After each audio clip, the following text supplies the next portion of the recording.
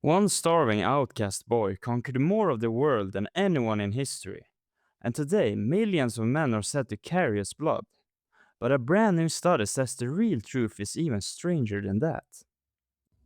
This is the story of the greatest conqueror who ever lived, a man who rose from absolutely nothing, and the strange modern claim that millions of men alive today secretly carry his blood.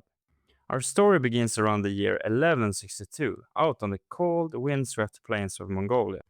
A boy was born into a small, poor tribe of wandering herders, and they named him Temujin. His father was a minor chief, but the family had very little real power or wealth. When Temujin was only 9 years old, a rival tribe secretly poisoned his father to death. With their protector suddenly gone, his own clan simply abandoned the family to die in the wild.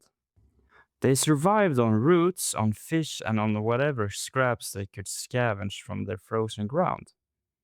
It was about the lowest, most hopeless start you could ever imagine for a future emperor. Life on the open steppe was brutal, and young Temujin quickly learned to be ruthless. As a teenager, he even killed his own half-brother in a bitter argument over food and hunting.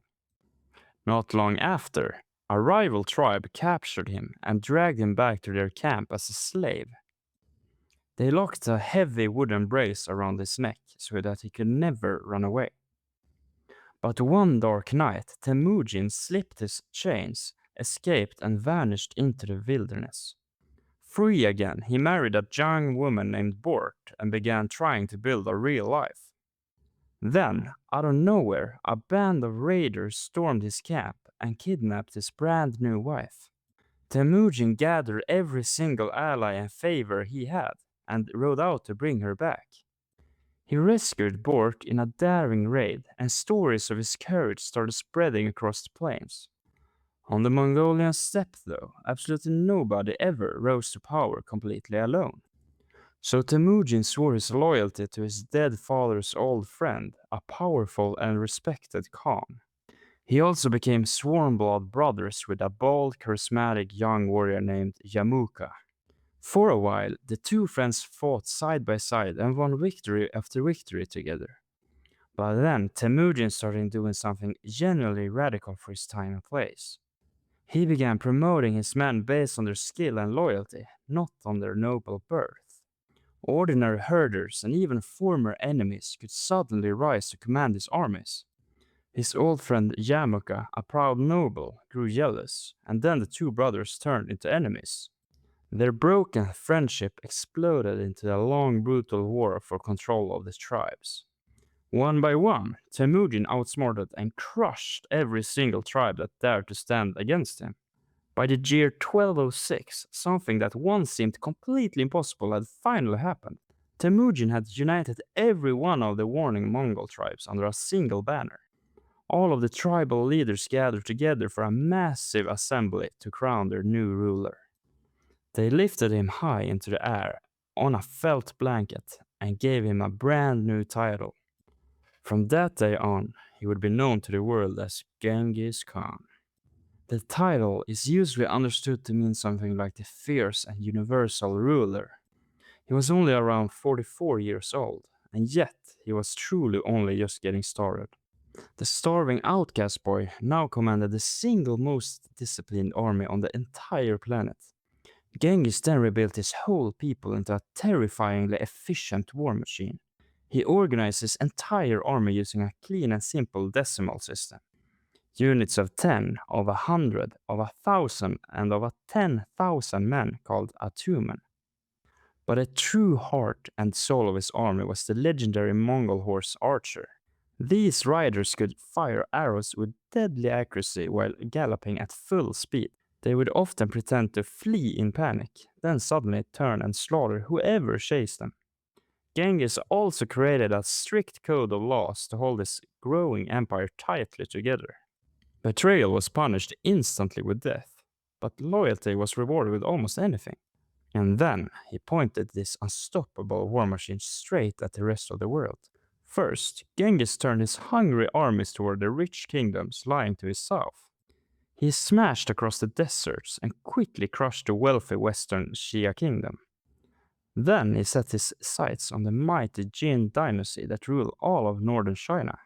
But the Mongols had never once fought against giant stone city walls before. So Genghis simply captured the enemy's own engineers and forced them to teach him.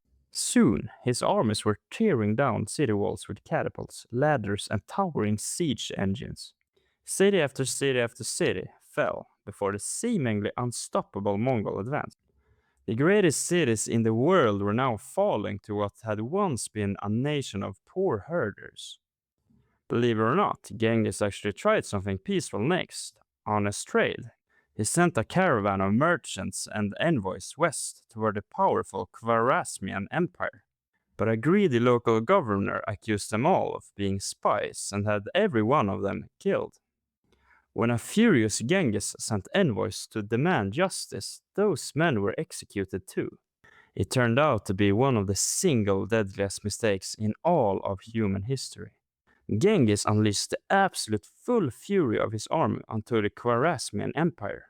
Glittering cities like Bukhara and Samarkand were stormed, looted, and burned to the ground. Some cities were wiped out so completely and so brutally that they simply never recovered. Historians estimate that his wars may have killed as many as 40 million human beings. That is such an enormous number that it may have slightly cooled the planet's climate. At its absolute peak, the sheer size of the Mongol Empire was almost impossible to imagine.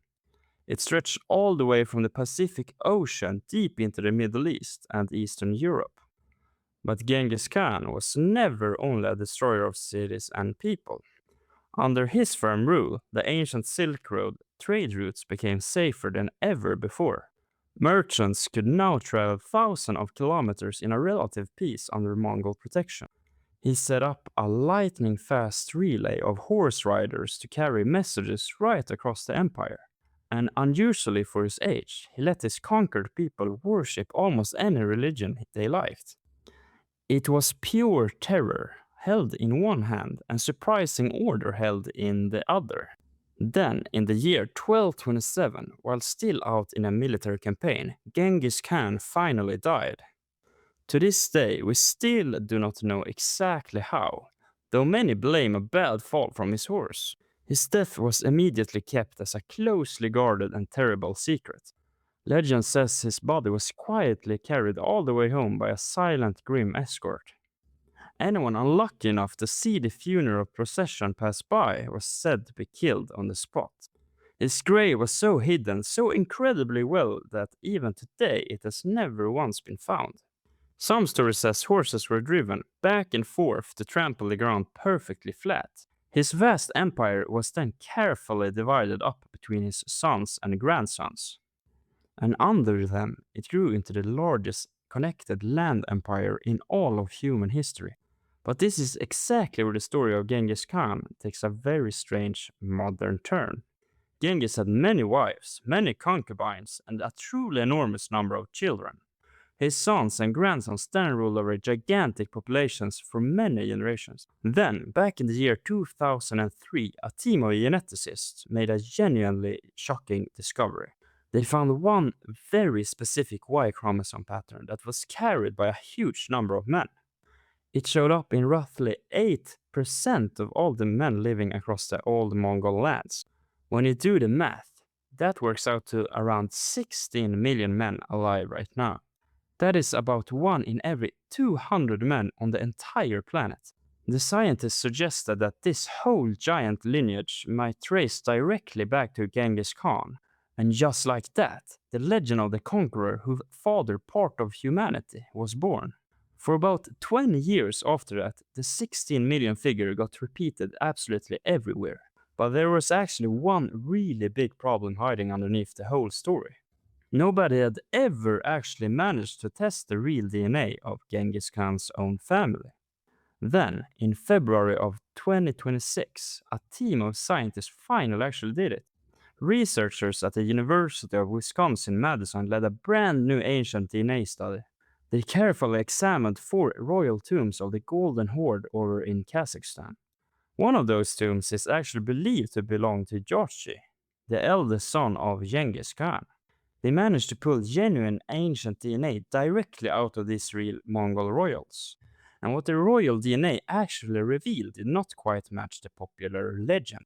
The royals really did belong to a Mongol lineage coming from the Mongolian plateau. But their exact genetic branch was not the same as the famous 16 million one. That true royal branch actually shows up in far, far fewer men who were alive today. In plain English, the real Genghis Khan bloodline looks a lot smaller than the legend claims. So then, are millions of men really and truly related to Genghis Khan? The honest answer is that the famous 16 million number is very probably overstated.